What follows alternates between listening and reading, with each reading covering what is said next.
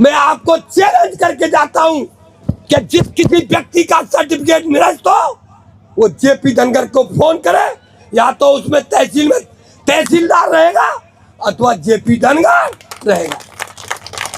निर्देश इसलिए दूंगा कि ये 2026 इस पाल धनगर समाज के लिए एक दूरगामी परिणाम होगा, दूरगामी परिणाम होगा। देश में क्रांति आएगी इस समाज की। तो मैं एक बधाई देता हूं कि पहली जनवरी जो अंकलेश्वर में मैं तो भोले बाबा के दर्शन करने आज गया था और बाबा की शरण में भी रहता हूं। मैं ये नहीं कहता, मैं सबसे ज्यादा अगर इन देवी देवताओं मानता हूं तो भोले बाबा का मानता हूं, और वहां आज में दर्शन इन्होंने कराया तो ये सब धन्यवाद के पात्र है। अंकेश्वर बाबा की नगरी। बंधुओं, बहुत चर्चाएं हुई, मुझे कहने के लिए कुछ मिला बचा ही नहीं। कुछ राजा भैया ने कह दिया और रह बचा हमारे आचार्य जी ने कह दिया। अब कहां से शुरुआत करूं, क्या कहूं, मुझे समझ में नहीं आ रहा। तो बंधुओं, मैं ये कहना चाह रहा था आपसे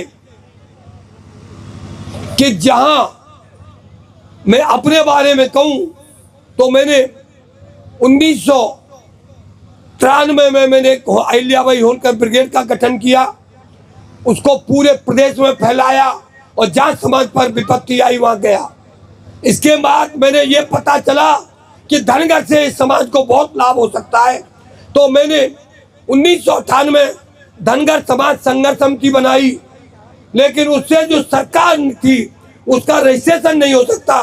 तो 2004 में मैंने प्रांतीय धनगर महासभा उत्तर प्रदेश का गठन हुआ, और वहां इसके बाद उससे पहले ही मैं नेशनल कमीशन 2001 में जा चुका था और 3/12/2007 को निर्णय कराया। हाई कोर्ट से भी 7 में निर्णय कराए, और इसके बाद मैंने पीछे नहीं मुड़कर देखा। और जो राष्ट्र जब मुझे पूरे देश से लोग बुलाने लगे, शायद इस देश में सारे हमारे सामाजिक संगठन है उनने इतना भी नहीं किया जितना अटल ने किया। हमारे समाज में देखिए, चाहे वो मथुरा से लेके 10,000 साइकिल लखनऊ तक गई हो और 3 मार्च को वहां समापन किया हो और 5 घंटे विधानसभा को घेरा हो, ये मजाक नहीं होती है। यहाँ तक कानपुर से लखनऊ तक पद यात्रा हो अथवा पूरे प्रदेश में जेल भरो आंदोलन हो। तुम तो जेल से आज डर जाएंगे, वह जो क्या होगा, कब यही बात होगी। लेकिन जेपी धनगर ने जेल भरो आंदोलन पूरे प्रदेश में चलाया।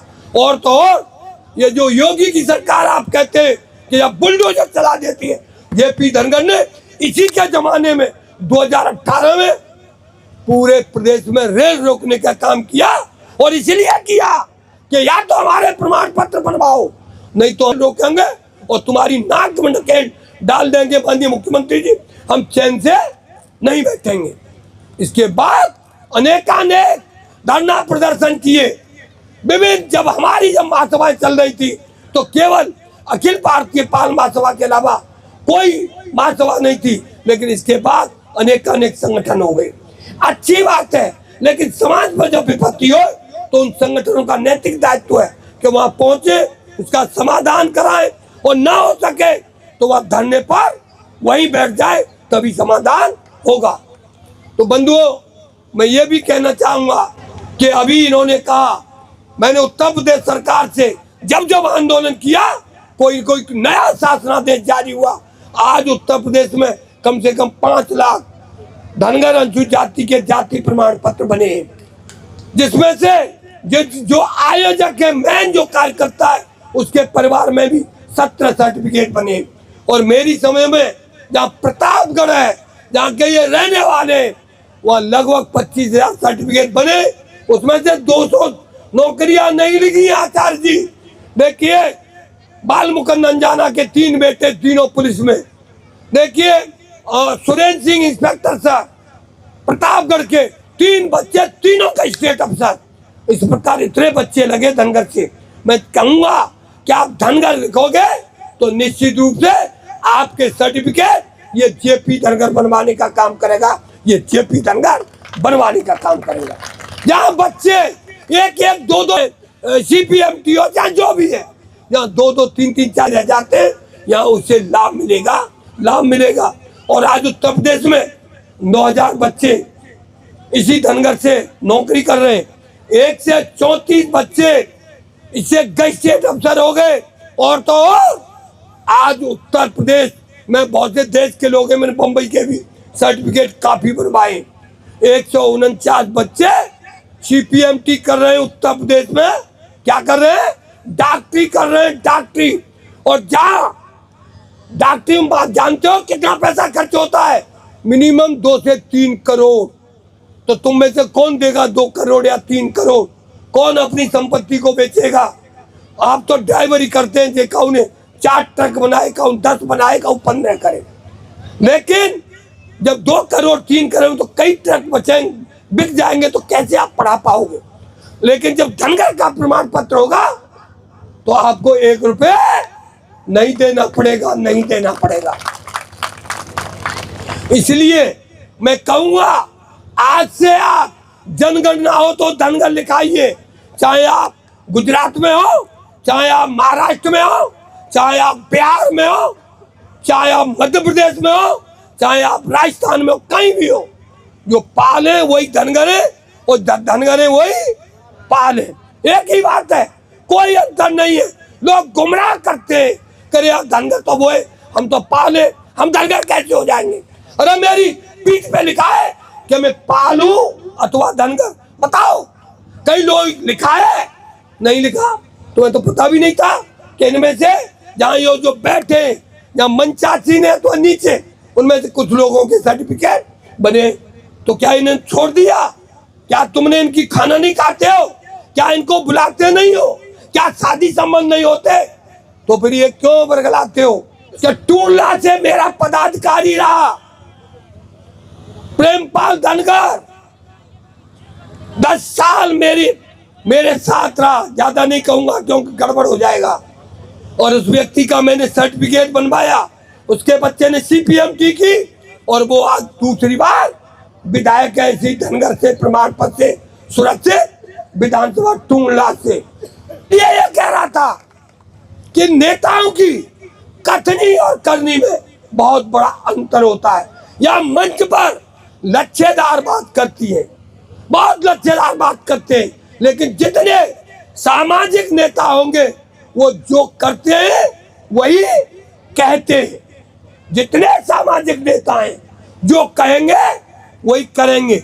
लेकिन नेता झूठ बोलता है और यहाँ से मंच से निकलने के बाद आपका फोन भी नहीं उठाएगा। 100-500 फोनों में से एक आध उठा लिया, उसे फोन उठाना नहीं कहते। तो बंधुओं, आप हमारा साथ दो, तुम हमसे धनगरों के प्रमाण पत्र लो। क्या इसमें तैयार हैं?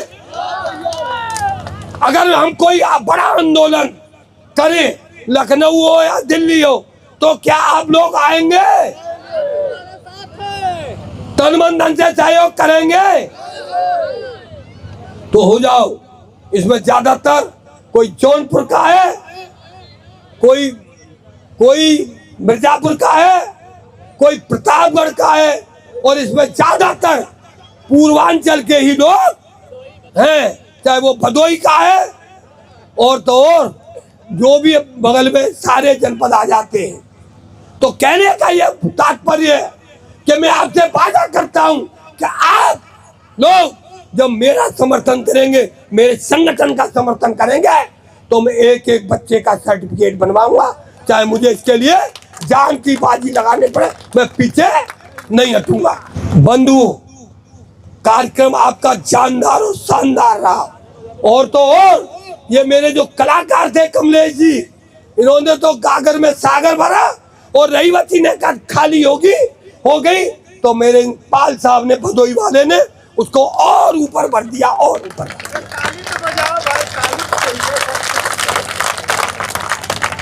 तो बंधुओं, धनगर मत कहना जेपी धनगर मत। तो तुम्हें ऐसा नेता चाहिए ना?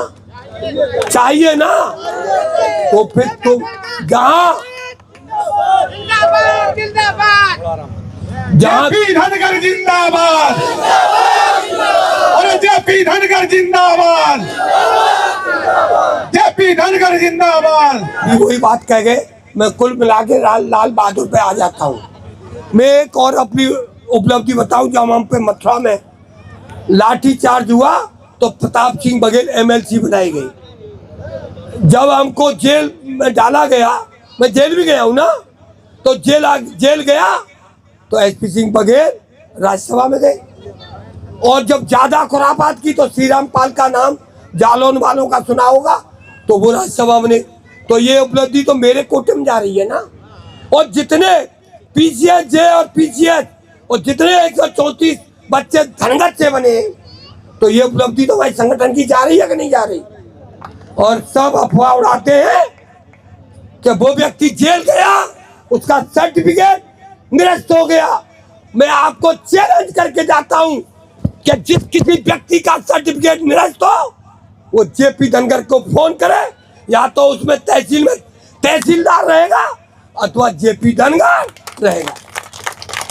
निर्दय रहिए। और मैंने तुमसे भी लाल बहादुर कहा था कि सर्टिफिकेट डाल दो, रिन्यूअल करा दो, अंग्रेजी में डाल दो। अगर कोई बात है तो मुझे बुलाइए, मैं देखूंगा कौन डीएम और कौन तहसीलदार है। ऐसी गाड़ियों के साथ पूरे प्रदेश में घूमूं तो आप अपना अपना काम, ए मेरे ड्राइवरों, अपना अपना काम, ए मेरी माताओं बहनों बच्चों, जब रथ यात्रा निकले स्वाभिमान और सम्मान के लिए और आपके संवैधानिक अधिकार के लिए रथ यात्रा निकले, तो आप ज्यादा से ज्यादा यहीं से, जो नहीं जा सकता है, मेरा कोई नौजवान साथी है तो यहीं से चर्चा करेंगे, चलो जेपी धनगर का साथ दो। यही ऐसा सच्चा सिपाही है समाज का, जो आपको लाभ दिलाएगा और समाज को सम्मान दिलाने का काम करेगा। सम्मान।